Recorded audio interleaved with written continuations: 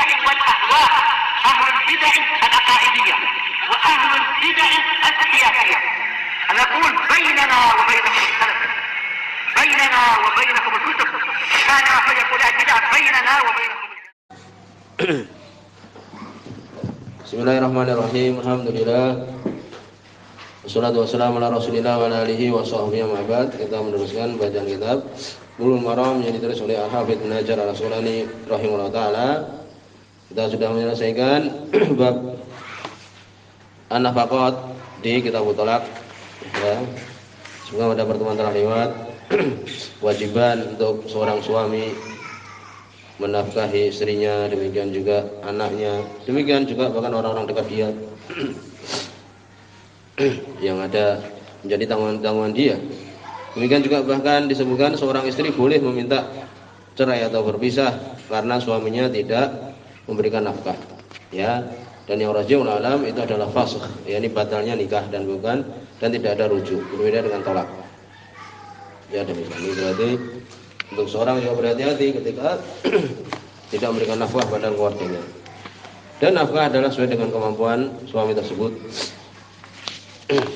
Kemudian juga disebutkan syarat ya wajib infak kepada orang-orang dekat. Sebutkan yang pertama bahwa orang yang diberikan infak itu orang yang benar-benar fakir, maka wajib untuk diberikan.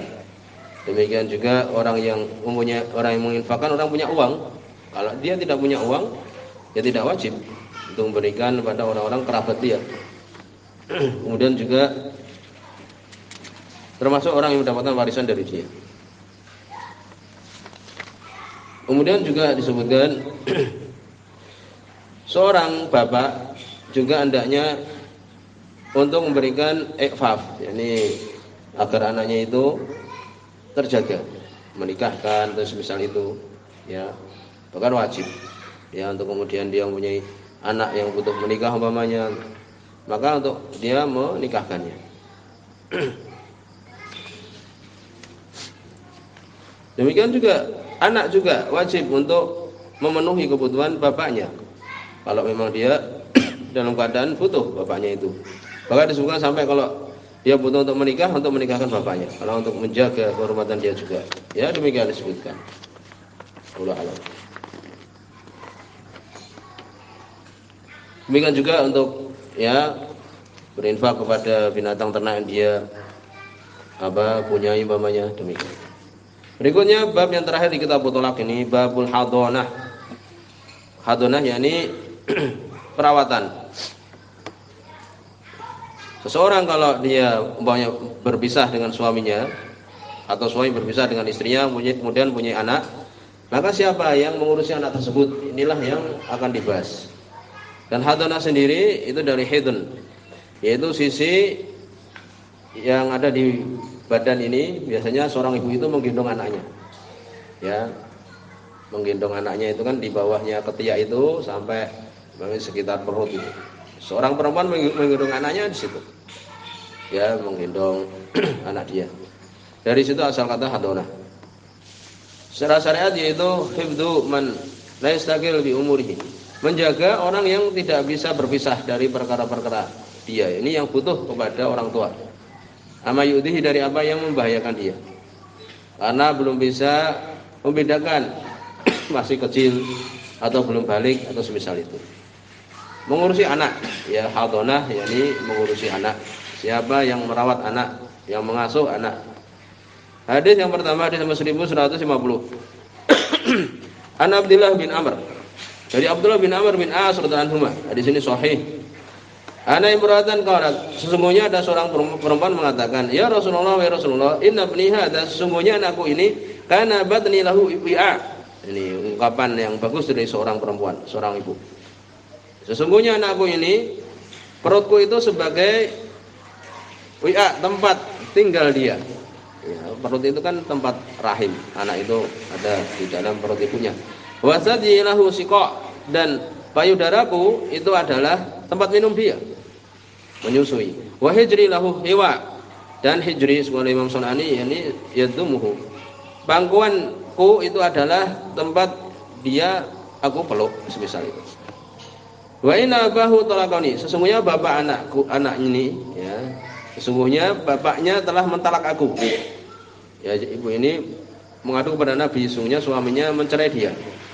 Wa arada ayanziahu minni, dan dia ingin untuk mengambil anakku, ya, mengambil dia dariku, yakni ingin mengambil anaknya. Faqala laha Rasulullah sallallahu alaihi wasallam, maka Rasul sallallahu alaihi wasallam berkata kepada perempuan ini, anti ahaqqu bihi, engkau lebih berhak atas anakmu, ya, malam tangkihi, selama kamu belum menikah. Ini anak ini masih kecil, ya, masih di bangkong ibunya, masih disusui dan sebagainya. Memang bisa kemudian carikan ibu susuan dan sebagainya, tapi demikian Nabi mengatakan, perempuan ini lebih berhak terhadap anaknya yang masih kecil ini selama perempuan ini belum menikah. Karena perempuan kalau sudah menikah, dia wajib untuk melayani apa? Suami yang baru. Demikian. Rawah Ahmad, Abu Dawud, wa Sahih Hakim. Diriwayatkan oleh Ahmad dan Abu Dawud dan disahihkan oleh Hakim. Hadis ini sahih. Berikutnya hadis nomor 1151. Wa Nabi Hurairah, dari Abu Hurairah radhiyallahu anhu. Ana imra'atan qalat, sungguhnya ada seorang perempuan berkata, "Ya Rasulullah, wa Rasulullah, inna zawji yuridu ayyadhhaba bibni." Sesungguhnya suamiku ingin untuk mengambil anakku. Ya, dan hadis ini sahih, ya. Wa qad nafa'ani wa saqani. Dan dia, yakni anakku, telah memberikan manfaat kepadaku dan memberikan minum kepadaku min bi'ri abi inabatan, dari sumur Abi Inabah. Atau ini bapakku Inabah sendiri adalah biji-bijian yang, yakni biji-biji inab, anggur-anggur. Telah memberi minum aku dari sumur Abi Inabah. Faja'a zaujuha, maka tiba-tiba datang suaminya, ya. Faqala Nabi sallallahu alaihi wasallam, maka Nabi pun mengatakan, yakni anak ini sudah mumayyiz, dia sudah agak besar, ya, dan telah bisa memberikan manfaat kepada ibunya. Maka Nabi mengatakan, ya gulam, wahai anak, hadza abuka wa hadhi ummuk, ini bapakmu dan ini ibumu. Fakhudh bi yadi ayyihima syi'ta, maka ambillah di tangan keduanya mana yang kamu pilih. Fakhadha bi yadi ummihi, maka anak ini kemudian mengambil tangan ibunya. Fantalaqat bihi, maka ibunya pun membawa anak ini. Disuruh memilih, ya, akhirnya dia memilih ibunya. Rawah Ahmad wa Rabbah, diriwayatkan oleh Imam Ahmad dan yang empat. Ini Abu Dawud, Tirmidzi, Ibnu Majah dan Nasa'i wa Sahih Tirmidzi. Sahih Imam Tirmidzi, hadis ini sahih. Berikut hadis nomor 1152. Wan Rafi' bin Sinan radhiyallahu anhu, dari Rafi' bin Sinan radhiyallahu anhu. Hadis ini dhaif. Sebutkan bahwa Abdul Hamid bin Ja'far, ya, mengabarkan dari bapaknya. Ja'far ini disebutkan sebagaimana di Jamu Tahsil bahwa Ja'far tidak bertemu, ya, tidak bertemu dengan Jad Abihi, ini kakek dari bapaknya. Jadi di sini mursal atau mungqati, terputus sehingga dhaif. Anahu aslama, sungguhnya beliau masuk Islam. Wa abati imra'atuhu ayuslima antuslima, dan istrinya tidak mau masuk Islam. Tapi di sini dhaif, ya. Maka ada Nabi sallallahu alaihi wasallam maka Nabi pun mendudukkan ibunya, yakni istrinya ini, nahyatan di suatu tempat, di suatu sisi. Wal ab nahyah, dan bapak di sisi yang lain, samping-sampingan gitu. Wa ada sobi bainahuma, dan mendudukkan anaknya ini di samping keduanya. Famala ila ummihi, maka dia pun mendatangi ibunya yang tidak mau masuk Islam. Faqala, Nabi mengatakan, Allahumma hdihi, ya Allah berikanlah hidayah kepada anak ini. Famala ila abihi, kemudian anak ini pun mendatangi bapaknya. Faqadahu, bapaknya pun mengambilnya. Rawahu Abu Dawud wa Nasa'i wa Sahih Hakim. Diriwayatkan oleh Imam Abu Dawud dan Nasa'i dan disahihkan oleh Hakim. Ya, demikian. Disebutkan, ya, ini kalau orang tuanya itu adalah fasik, maka tidak berhak untuk mengurusi anak. Walaupun sebenarnya dia pantas, ibunya, kan demikian. Tapi karena dia fasik, bahkan kafirah, tidak berhak. Sehingga disebutkan di sini beberapa permasalahan. Hukum hadana adalah wajib, karena anak ini belum mampu untuk mengurusi diri dia, maka wajib untuk mengurusi. Kemudian juga siapa yang tidak berhak untuk mengurusi, bisa ditulis, yakni majnun, orang yang gila. Demikian juga fasik, orang yang fasik, bahkan kafir, tidak pantas. Orang tuanya tidak sholat, mamanya tidak pantas. walaupun dia batas semuanya ibunya. Demikian sebutkan. Kemudian sebutkan apakah orang kafir boleh mengurusi seorang muslim? Tidak. Ya. Idza farqa rajul zaujatahu, apabila seorang berpisah dengan istrinya. Siapa lebih berhak? Ya, istrinya. Ibunya itu lebih berhak selama memenuhi syarat tadi, ya, baik dan sebagainya. Kemudian bagaimana kalau sudah balik anak ini suruh milih sebagaimana di sentral lewat. Ya. Demikian juga dia sudah mampu berpisah walaupun belum balik juga boleh untuk dia memilih. Tapi malih kalau masih kecil ibunya yang berhak. Kemudian bagaimana kalau memilih kepada ya satu, kemudian satu lagi milih kepada yang ke bapaknya, satu tahun berikutnya pilih kepada ibunya. Maka jawabannya boleh dia memilih. 1 tahun di bapaknya, 1 tahun di ibunya, demikian kalau dia sudah besar.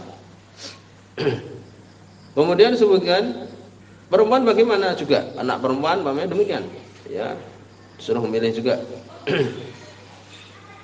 Kemudian sebutkan ada anak perempuan ini sudah menikah bagaimana, ya maka yang mengurusi adalah suaminya kan demikian. Karena perempuan ini kalau sudah menikah lagi maka dia harus melayani suami yang baru. Ya demikian. Bagaimana kalau kemudian ditalak? Setelah menikah lagi ditalak lagi, ya kembali kepada ibunya lagi. Berikutnya hadis nomor 1153. Wa anil Bara bin Azib, dari Bara bin Azib radhiyallahu anhu, di sini semua Imam Bukhari. Ana Nabi sallallahu alaihi wasallam, sehingga Nabi sallallahu alaihi wasallam qada fi ibnati Hamzah. Nabi memutuskan untuk anak perempuannya Hamzah. Hamzah meninggal di perang Uhud, li khalatiha, untuk bibi anak perempuan ini. Wa qala, dan Nabi mengatakan sallallahu alaihi wasallam, al khalatu bimanzilatil bibi itu seperti ibu. Jadi saudara perempuan ya ibu itu adalah seperti ibu tersebut. Ya bibi kita dari sisi ibu kita itu adalah seperti ibu kita. Akhrajul Bukhari, Sunan Imam Bukhari. Wa akhraju Ahmad min hadis Ali, Sunan Imam Ahmad dari hadis Ali bin Abi Thalib. Hadis ini hasan. Faqala, maka Nabi sallallahu alaihi wasallam mengatakan wal jariyatu inda khalatiha. Anak perempuan itu di sisi bibinya. Fa inal khalah walidah, karena sungguhnya bibi, yakni saudara ibu itu adalah ibu dia. Maka di sini yang berhak untuk mengurusi ya demikian ibu. Kalau ibunya enggak ada ya berarti apa? Saudara ibu. Ya demikian. Karena ibu itu dia sabar, demikian juga bisa mengurusi dan sebagainya. Demikian juga bibi. Ini urutan-urutannya kalau mau tidak ada demikian. Bagaimana kalau safar? Ya, salah satu dari kedua orang tuanya, maka yang mukim itu lebih berhak untuk mengurusi. Kemudian, apakah hal itu jubar mar'ah? Apakah perempuan ini dipaksa untuk menyusui anaknya? Disebutkan kalau dia ditalak, maka tidak dipaksa. Kalau istrinya dia talak, dia cerai, maka tidak boleh dipaksa. Tapi kalau masih menjadi istri dia, ya dipaksa untuk apa? Untuk menyusui anaknya. Kemudian disebutkan ya. Berikutnya hadis yang terakhir, yang dua di sini. Sebenarnya mengatakan tidak ada hubungan yang dengan bab ini. Hadis nomor 1155. An Abi Hurairah. Wa an Abi Hurairah, dari Abu Hurairah radhiyallahu anhu. Hadis Bukhari dan Muslim. Qala, beliau mengatakan, qala Rasulullah sallallahu alaihi wasallam, berkata Rasul sallallahu alaihi wasallam, idza atahadakum khadimuhu bi ta'amihi, apabila pembantu dia, yakni budak dia mendatangi salah seorang kalian bi ta'amihi, dengan makanannya, fa illam yujlishu, kalau tidak didudukkan di sampingnya, ma'ahu, bersama dengan dia, jadi kalau tidak makan sama-sama, fal yunawilhu, maka untuk diberikan kepada budak ini luqmatan au luqmataini, dua makanan, dua suapan atau suapan. Ya, ini diberikan makanan dia. Ya, karena itu termasuk kewajiban untuk mengurusi budak, diberikan makan. Demikian. Ini beliau masukkan dalam bab hadonah, sebenarnya lebih pantas di bab nafkah. Mutawan alaih, hadis Bukhari dan Muslim, wa lafdzul Bukhari, ini lafadznya Imam Bukhari. Berikutnya hadis nomor 1156, ini hadis yang terakhir di kitab Thalaq. Ya, masih ada hadis yang lain. Ya, selesai di sini. Hadis yang terakhir di kitab Thalaq, nanti akan masuk kitab Janayat. Wa an Ibnu Umar, dari sahabat Abdullah bin Umar radhiyallahu anhu, hadis Bukhari dan Muslim. Ani Nabi sallallahu alaihi wasallam, dari Nabi sallallahu alaihi wasallam, qala, beliau mengatakan, Udibat imra'atun fi hirrah. Disiksa seorang perempuan dengan sebab hirrah. Fi di sini maknanya bi. Bukan di dalam kucing. Ini dengan sebab kucing. Sajanatha, dia mengurungnya. Hatta matat, sampai mati kucing tersebut. Pada khalatin nar fiha. Maka perempuan ini masuk neraka dengan sebab tersebut. Lahiyat amatha, dia tidak memberi makan kucingnya. Wasaqadha, demikian juga tidak memberikan minum kepada kucing tersebut. Idhiya habasatha, ketika dia mengurungnya. Walahiyya tarakatha, dia tidak membiarkan kucing ini takul untuk makan min khosyasi. Khosyas yakni barang-barang yang rendah, binatang-binatang. Khosyasil ard, yang ada di bumi. Ya, untuk dia dibiarkan untuk makan makanan dari kucing ini, makanan kucing ini. Muttafaqun alaihi, hadis riwayat Muslim. Ya, jadi seseorang perempuan disiksa dengan sebab apa? Dia mengurung kucing yang harusnya dia berikan makan, demikian. Atau dibiarkan biar makan sendiri. Selesai di sini ya kitabul thalaq, nanti masuk kitabul janayat. Sampai di sini subhanakallahumma bihamdika asyhadu an la ilaha illa anta astaghfiruka wa atubu ilaik.